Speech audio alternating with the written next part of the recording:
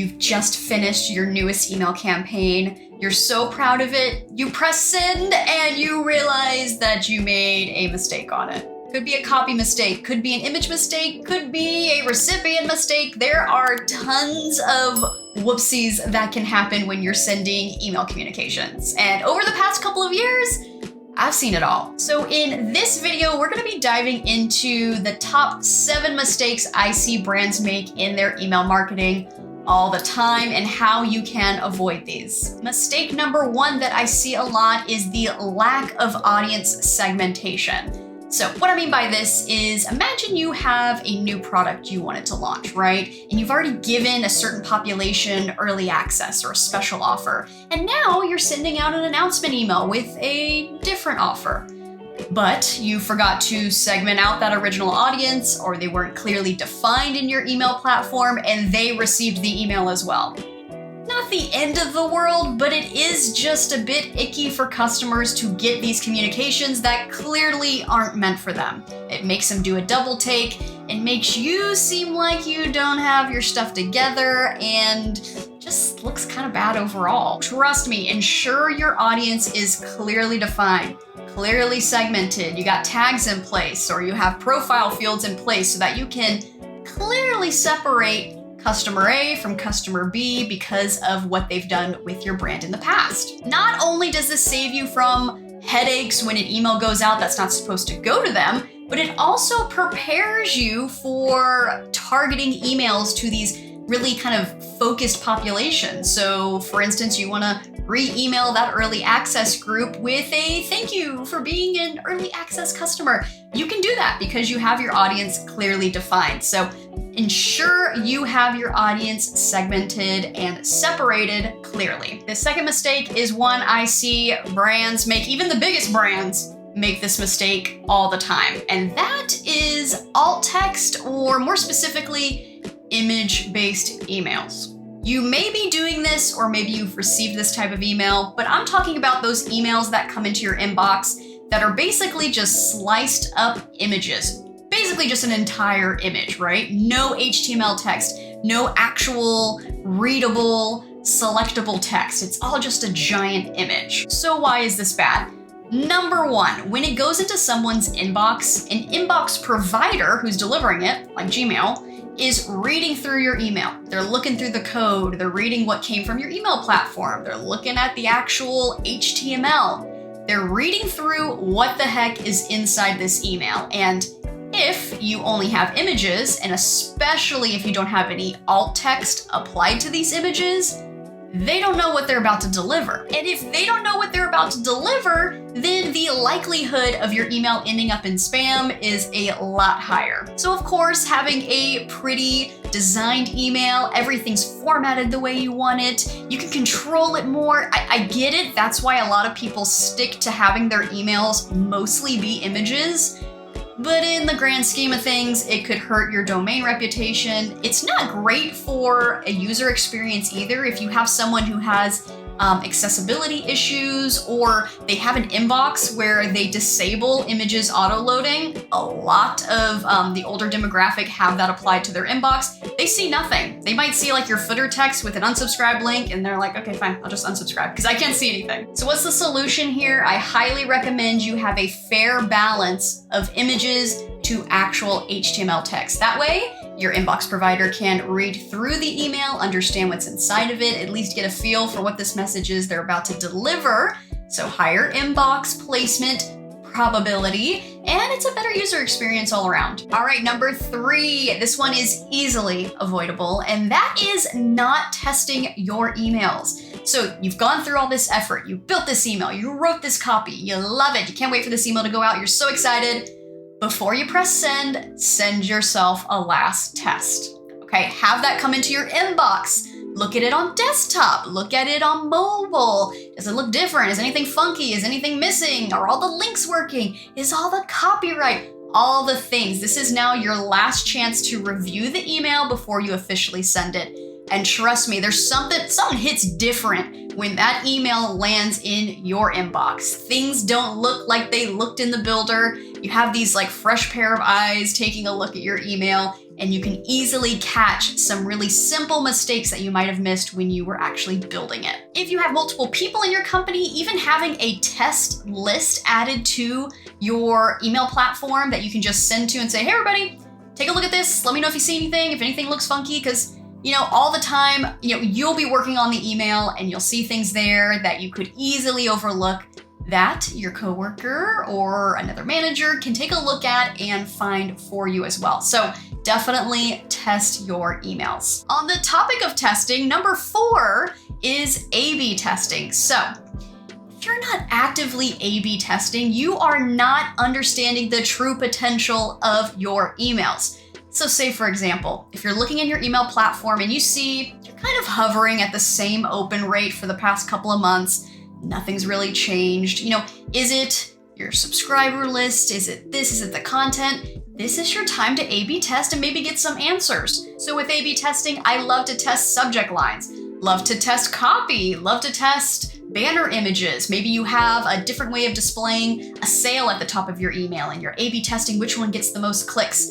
So many use cases to just get some good data. Of course, huge caveat, with this A/B testing, make sure to review your data, look at the summary, see what worked well, which one didn't, and use that for future strategy. All the time I'll go into an email account, I'll see tons of A/B testing, and none of the data is being used to formulate future campaigns. So A/B test, and then make sure to use the data that you get from these tests to fuel your strategy for future campaigns. All right, number 5, and this one hurts because this is the most common one I see, and that would be mistakes in your copy.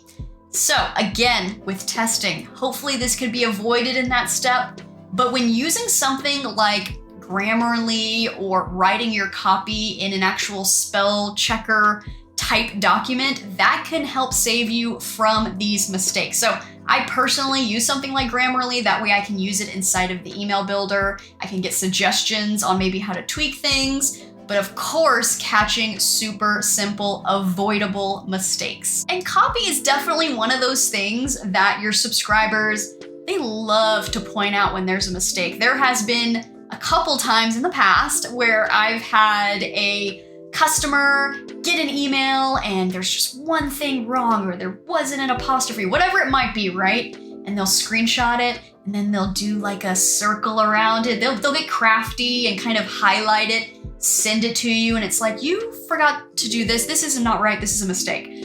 Those suck to get, so you want to avoid those at all costs. They're also very humbling. So once you have that happen once, you never want it to happen again. So catch those copy mistakes, things like Grammarly or writing your copy in a spell checking type doc can save you a lot of headache. So make sure, check your copy. The next mistake I see a lot of brands make is not planning their email marketing content. And I know that doesn't exactly sound like the most fun thing to do, but it is a huge miss when it comes to optimization, strategy, or just getting the most out of your email marketing. When you have a clear plan, a clear outline of what you're going to be creating into the next month, 3 months from now, even 6 months from now, I mean, the performance and the output you get from your email marketing will be tenfold. Here's how to really tackle this, all right? So go into your email marketing, pull out the last 30 days, last 60 days, last year of data. What exactly was working well? Certain subject lines, certain copy, certain graphics, certain targeting. What was working well? Let that fuel you into your strategy. So that's literally what I do with most of my clients. I'll go in, I'll audit, pull the data. What worked well? What didn't? Don't do this, do this. And then outline next month, the month after even, and start planning what those next content pieces might be. This goes hand in hand with A/B testing, okay? So if you got those A/B tests, you got those winners that did better than their variation, use that to fuel into your plans for next month's email sends. Since I know that this is such a pain point, I went ahead and made a template. I'll put it in the description below. It's a content calendar template. It has even some suggestions, some placeholder ones, okay? They might not apply to your business, but they're general ones I like to kind of create as extra content for some email marketing. So that'll be in the description. You can use it, if not as a template, to at least build or start building next month's email marketing ahead of time, okay? Especially, I mean, right now, Black Friday is a bit away, but for us email marketers, it's around the corner. So start planning your holidays now so you can get the most out of that season. So this content calendar will be perfect for that. Last but not least, I have delegation. So this is to all of my e-commerce brands out there, my small business brands out there. If you are doing your social, your website, your email, your everything right now, you gotta let it go. You gotta start delegating. You got to start bringing in some freelancers or something to help take pieces that are just like piling up on your plate. Time to delegate. And email marketing is one of those things that I think, honestly, a lot of brands will usually hold on to that piece. It'll be the last one that they delegate out or they bring on a freelancer to handle. A lot of e-commerce brands get around 30 to 40% of their monthly revenue from email marketing alone. So if you're not getting close to that or your brand is really struggling, it might be you. It's time to just put it in the hands of a professional, because when you have someone who can dedicate all that time, that strategy, that content planning, the A/B testing, the copywriting, the design, if you have someone who can just take that huge workload off your shoulders and dedicate the time to it, you can get such great return from your email marketing. Of course, being a little selfish here, me and my team, that's what we do. We help take email marketing off of e-commerce brands' plates and help dedicate time to building strategy, building emails, all of that good stuff. So if you feel like it's time to let go of email marketing, put it in some capable hands, start building some awesome emails, doing some great retargeting, A/B testing, all these awesome things, my link is in the description below and you can reach out to me and my team and we'd be happy to talk and chat to see if we're a good fit. But regardless, if you don't work with me, there's still tons of freelancers out there who their expertise is email marketing. So find someone. I promise it'll be worth it when email marketing is off your plate and you start to see the returns that you'd love to get out of these communications. It is possible, you just gotta dedicate the time, which usually you don't have, so delegating can be a solution. So highly recommend. All right, those are my top email marketing mistakes that I see brands make. If you've made any of these mistakes or you want to commiserate with me in the comment section below, drop it in there. We can all share our stories. But they happen, right? We're human. Mistakes will happen. It's unavoidable. So yeah, put it in the comments because I want to hear some whoopsies that have happened to you in your email marketing. And if there's a video you want to see from me about email marketing, put it in the comments below. And look forward to the next video to come out very, very soon. All right, bye y'all.